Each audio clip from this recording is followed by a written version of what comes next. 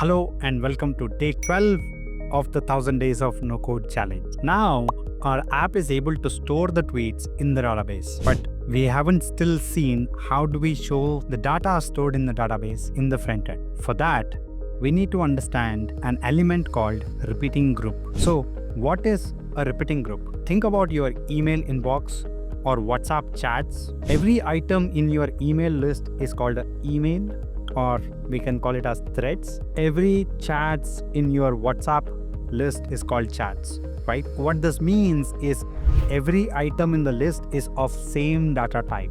We are not combining list of emails with list of meetings, right? For meetings, we have a separate tab, okay, where we can see all the meetings together.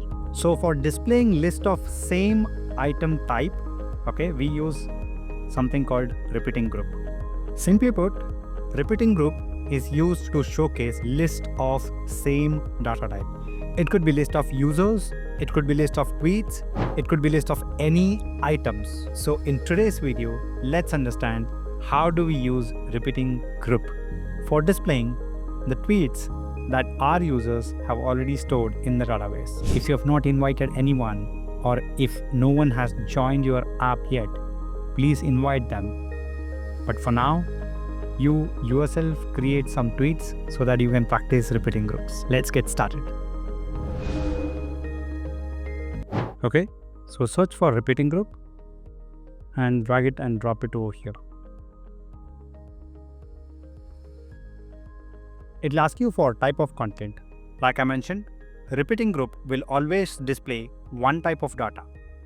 In our case, it can now be list of users or list of tweets.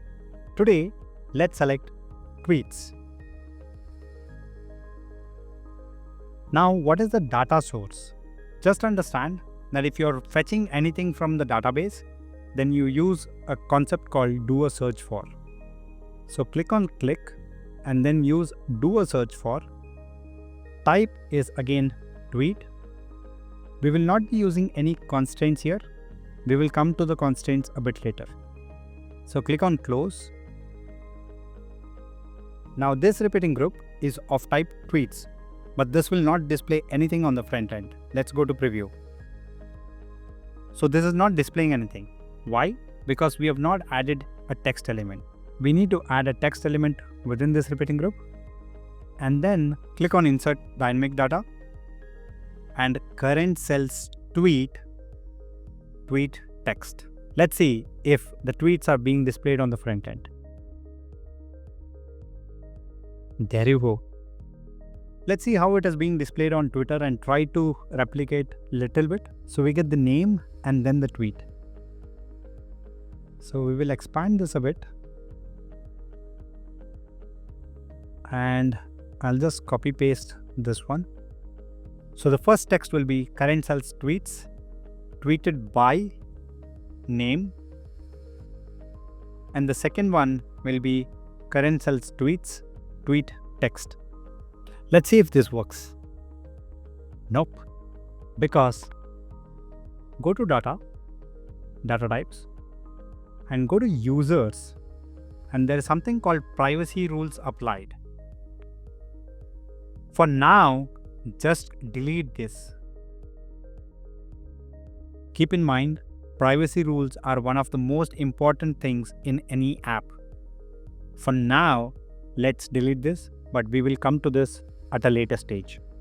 Basically, what this means is the data stored in the database can be viewed by anyone. This is not a good thing, but until you understand privacy rules, let's do this.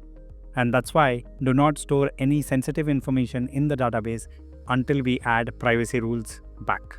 Let's see if this works. I'm going to the front end, clicking on refresh. Oh, this is not working. You know why? Because for the first user, we have not added the name itself.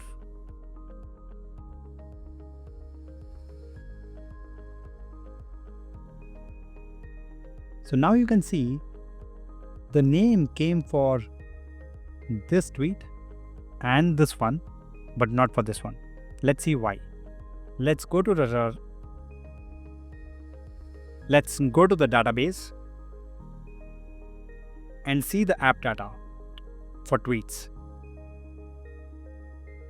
The first one does not have tweeted by. Let me manually add this. Let's say this is by support@rit7.com. I'm manually adding this from the database itself. Okay, come back and then preview this. Now you can see that the name came here, here, and also here. Privacy rules is one of the important things in Bubble.